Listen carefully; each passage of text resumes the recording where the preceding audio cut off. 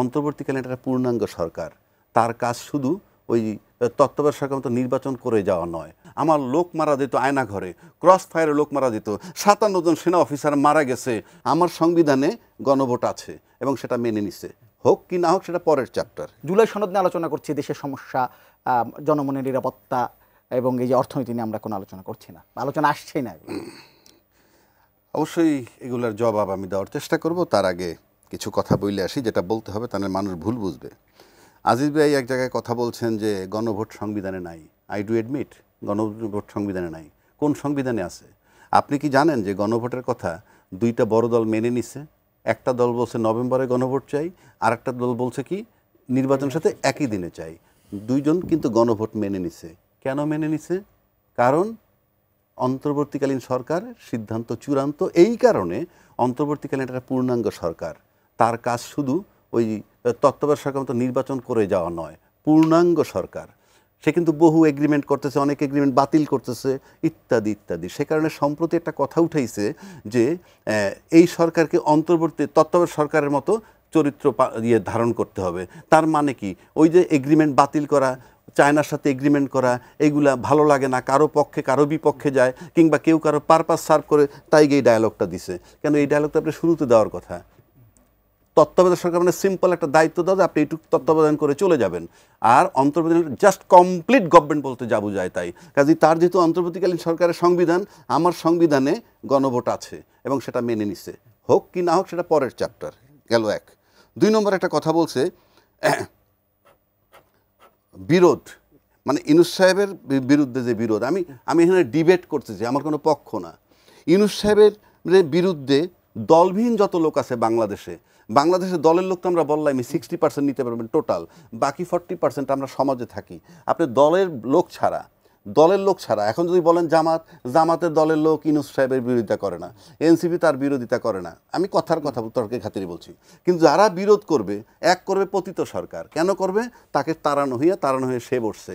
আর যারা করে, তার বাইরে দলবিহীন কোনো লোক এখন পর্যন্ত বাংলাদেশে ইউনূস সাহেবের বিরোধী কোনো বক্তব্য আসে নাই যে ওনার চলে যাওয়া উচিত। দলবিহীন লোক বলছি বারবার।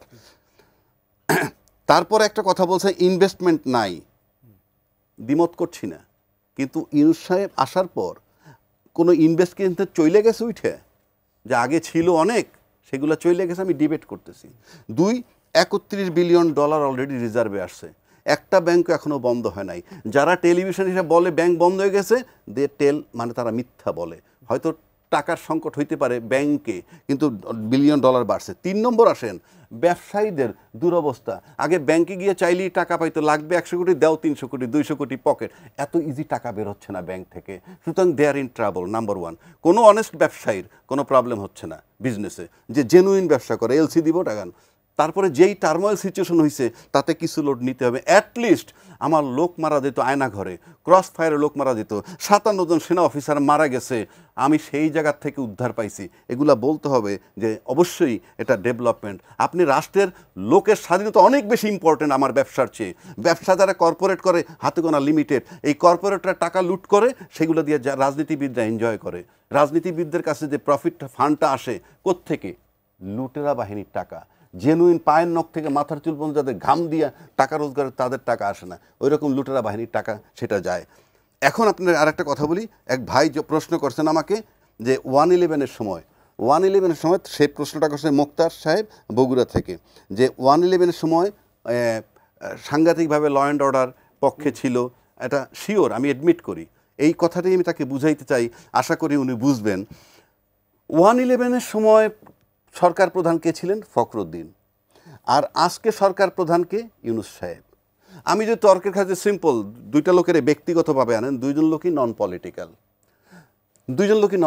এবং তার সেই ক্ষেত্রে যে নন পলিটিক্যাল লোক হিসেবে আপনি যদি বলেন 111 সালে ফখরুদ্দিনের সাহেবের চেয়ে অবশ্যই ইউনূস সাহেব অনেক গ্রহণযোগ্য ব্যক্তি, যদি আপনি সিম্পল, তারা নন পলিটিক্যাল দুইজনই। এখন আসেন, সেই 111-এর সময় ফখরুদ্দিন সাহেবের পাশে কিন্তু একজন আর্মি চিফ ছিলেন, মাঠে সেনাবাহিনী ছিল, মাটি থরথর করে কাঁপত।